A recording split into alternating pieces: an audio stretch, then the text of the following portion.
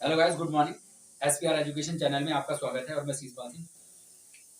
आज हम बात करेंगे सिंगुलर और प्लूरल पे। देखो, जो आज का टॉपिक है, टॉपिक सिंगुलर और प्लूरल।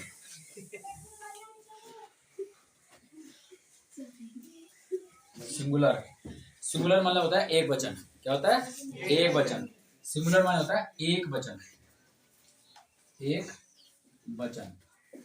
अब एक वचन क्या होता है? एक वचन अगर हम कहीं किसी का नाम लेते हैं या कहते हैं वह एक लड़का है तो एक है, तो इसका मतलब हो गया सिंगुलर।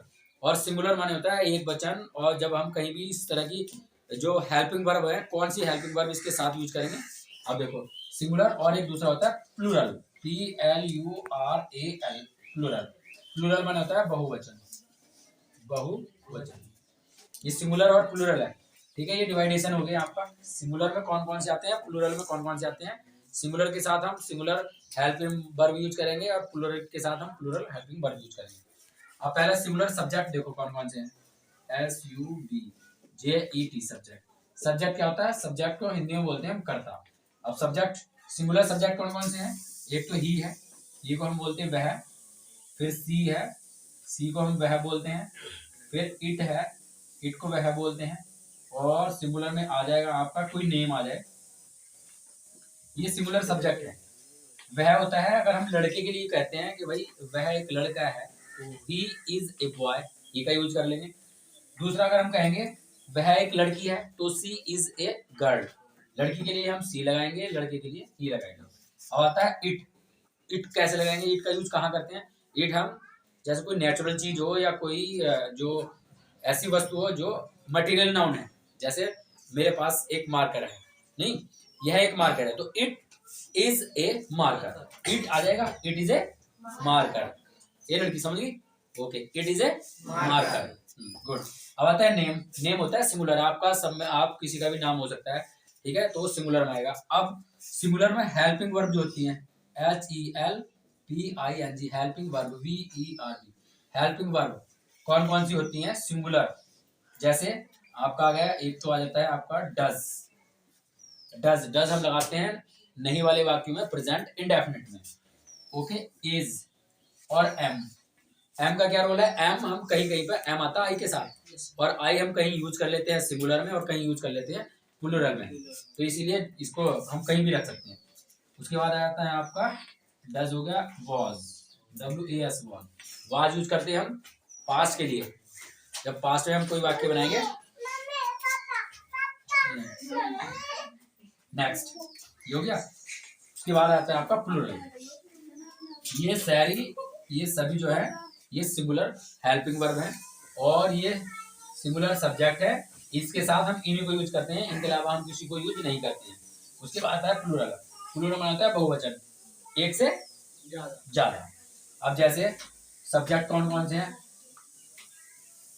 ये लड़की बात मत करो, देखो सिंगुलर सब्जेक्ट कौन कौन से हैं।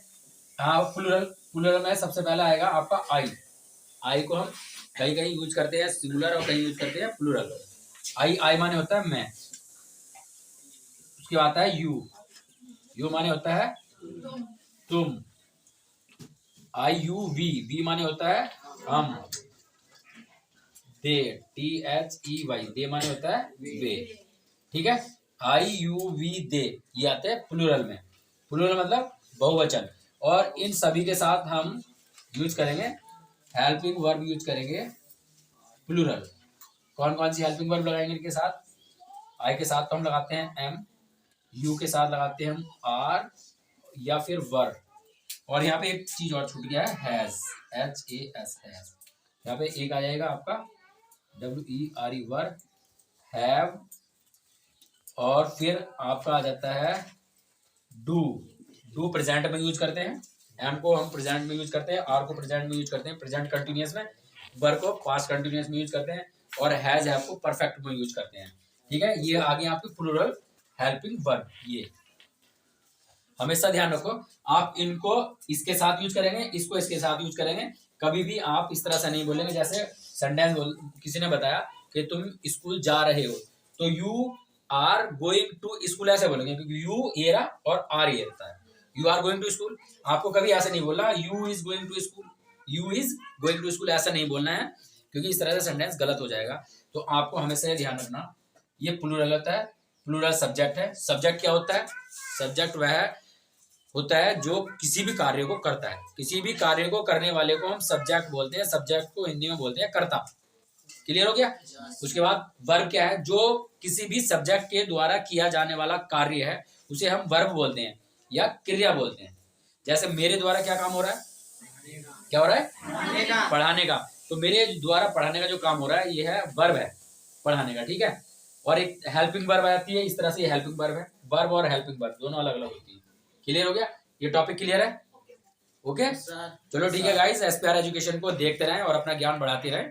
ओके, आई होप ये आपको समझ में आया होगा। सिंगुलर और प्लूरल, जब कभी भी आपको सिंगुलर और प्लूरल को देखना है आप इसको देख लीजिए, आपको ये सब समझ में आ जाएगा। Okay, have a nice day.